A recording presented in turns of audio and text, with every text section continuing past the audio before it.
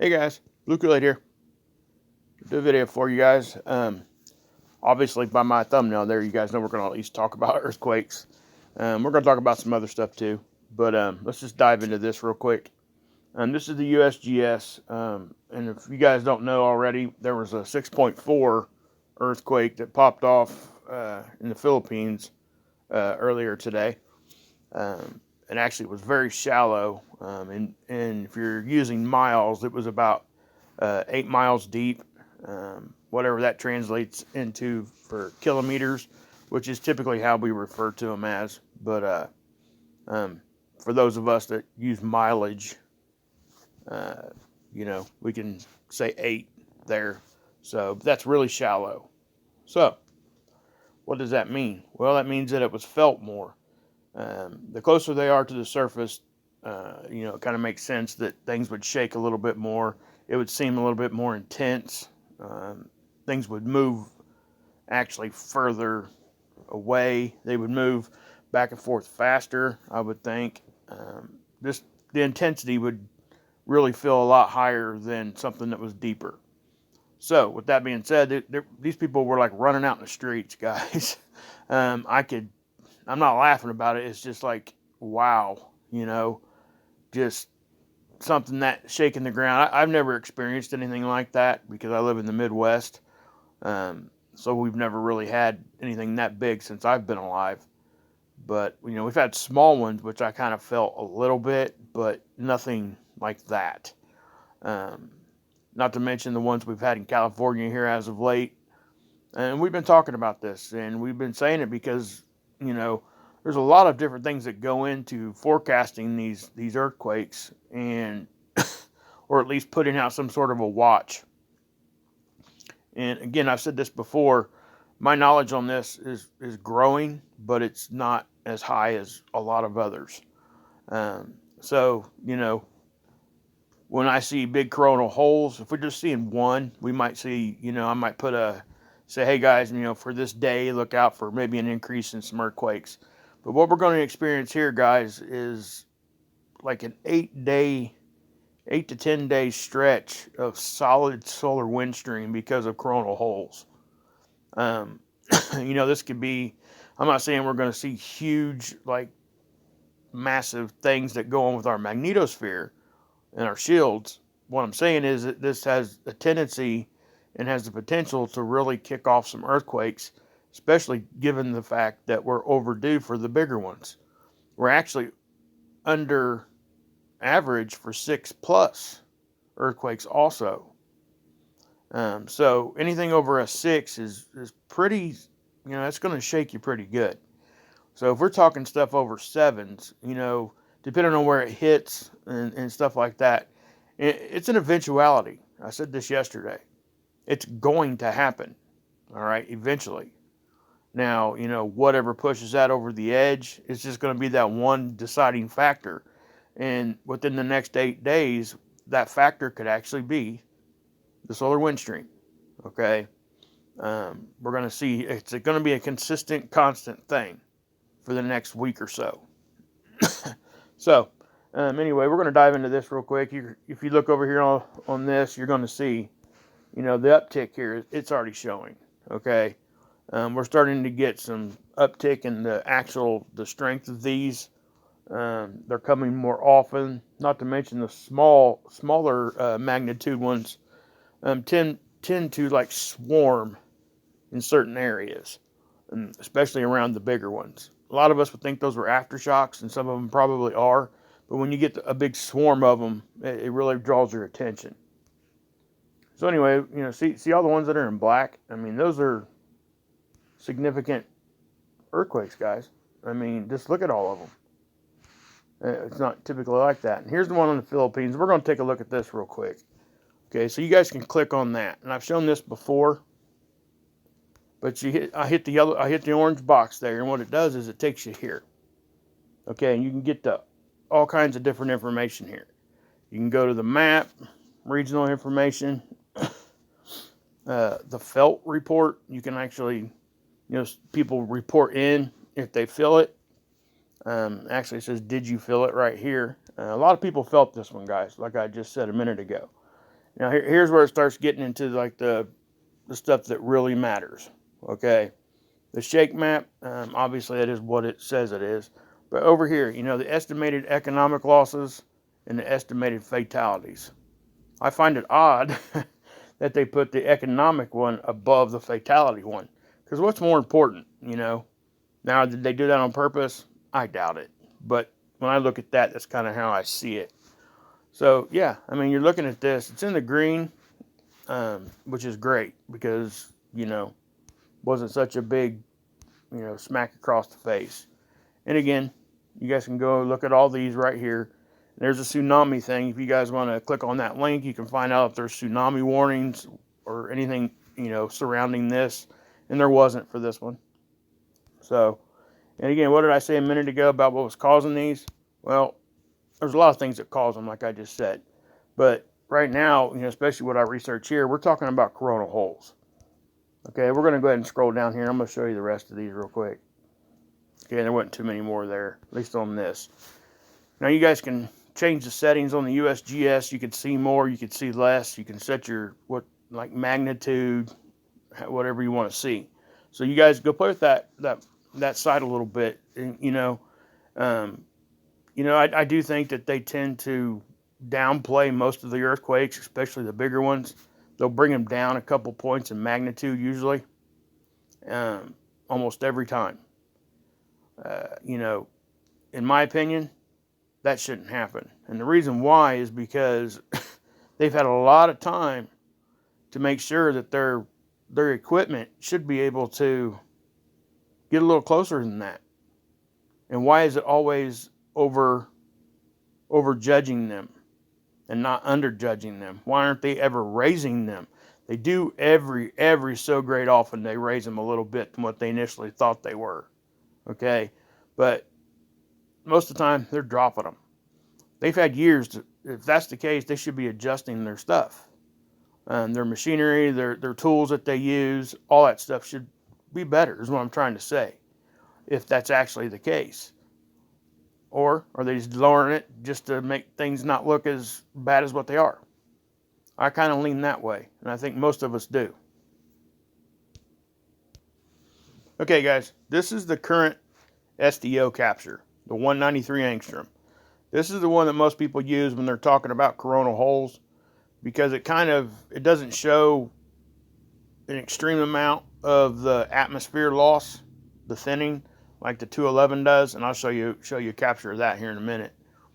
This one seems to be a little bit more dialed in, I guess you could say, as far as putting an outline around a coronal hole. Okay, but what we got here, I just want to give you a little bit of reference of what we're doing here. Obviously, you guys can see that I put a red line where the equator of the sun would be. It may be, I might have that a little bit low. It may be a little bit higher than that, just a touch though. And there's Earth's position. Obviously, you can see that there's a coronal hole.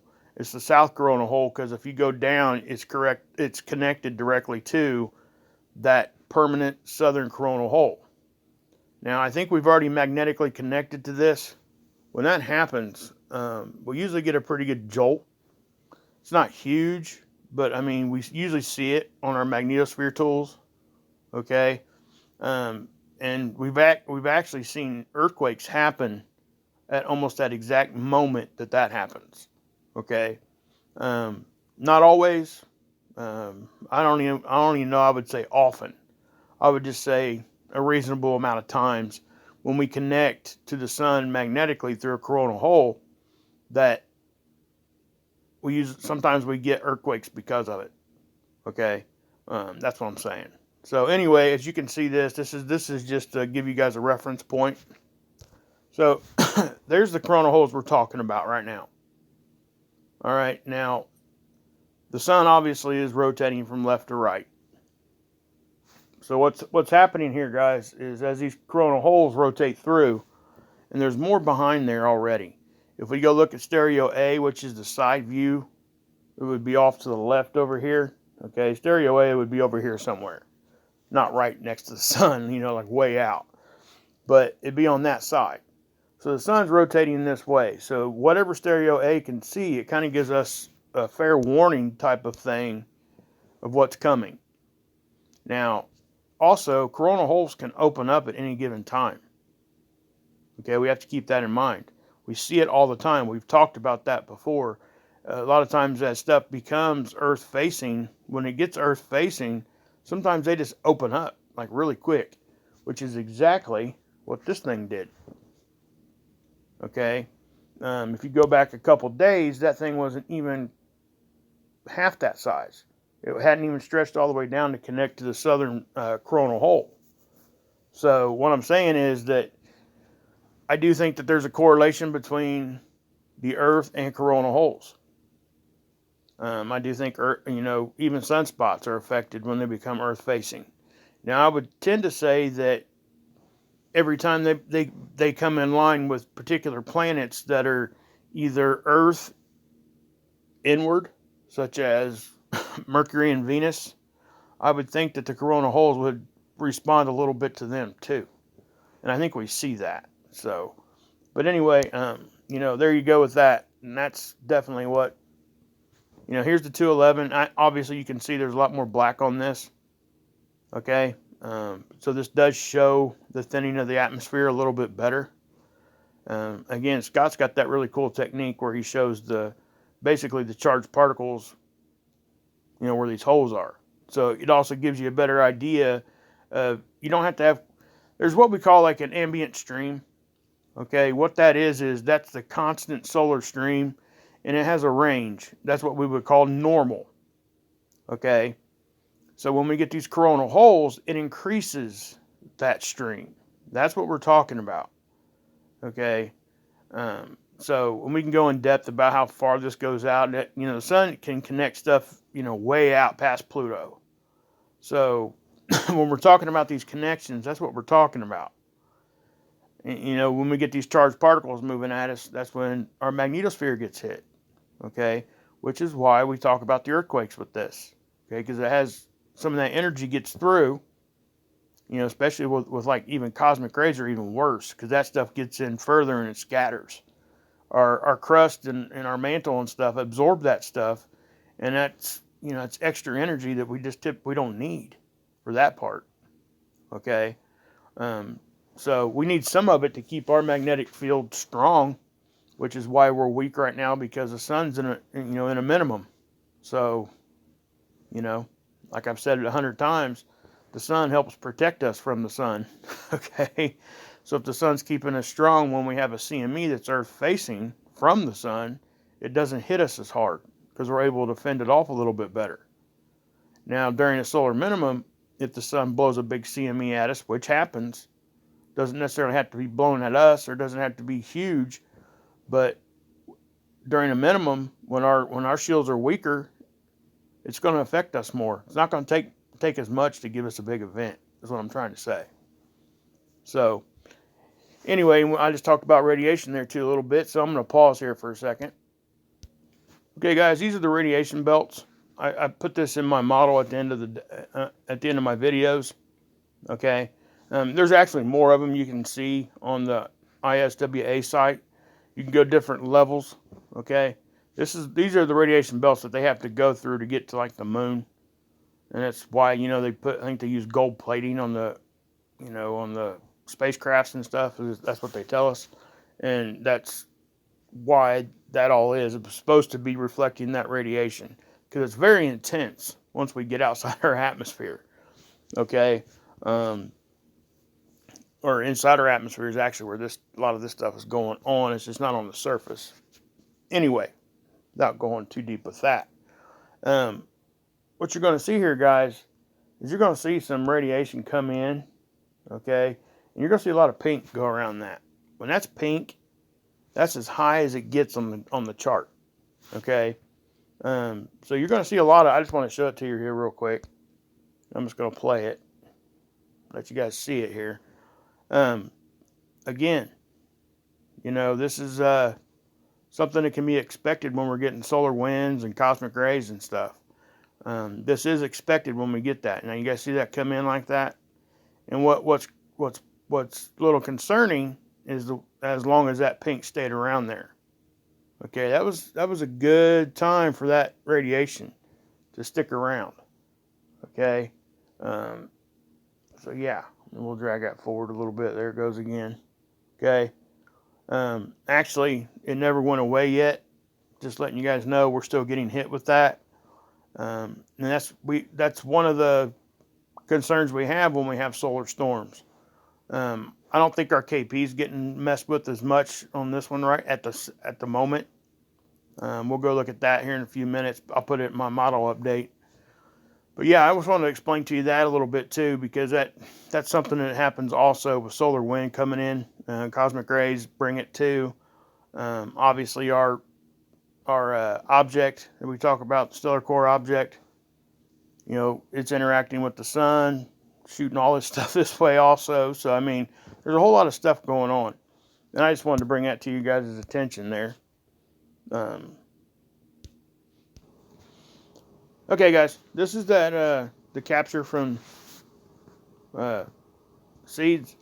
Okay, this is the one we were talking about yesterday with the object, the stellar core object. This is one of the captures. So here's another one. All right, just different filter. That's zoomed in. There it is again. Okay. Oh, hold on a minute. Yeah, I'm playing a trick on you guys. Sorry. So I had a little fun. I'm going to show you guys something. See that? Okay. See that? Uh-huh. What's that say? 7/18/2019. That was back in July, guys.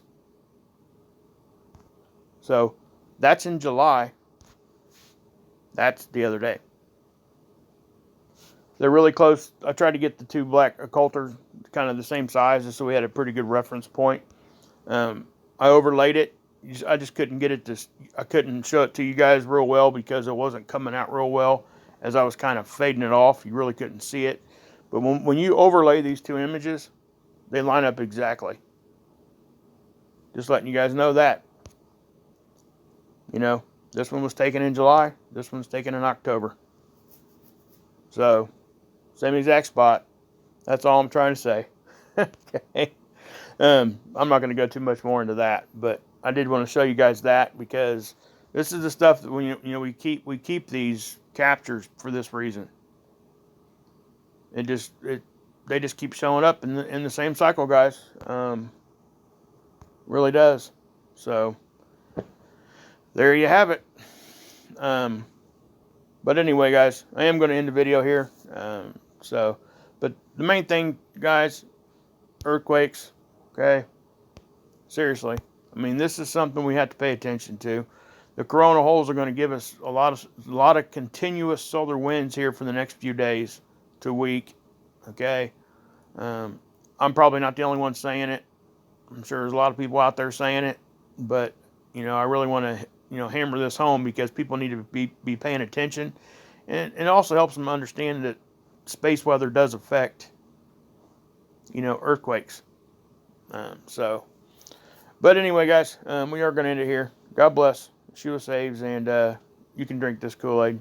Oh yeah, there'll be a model update.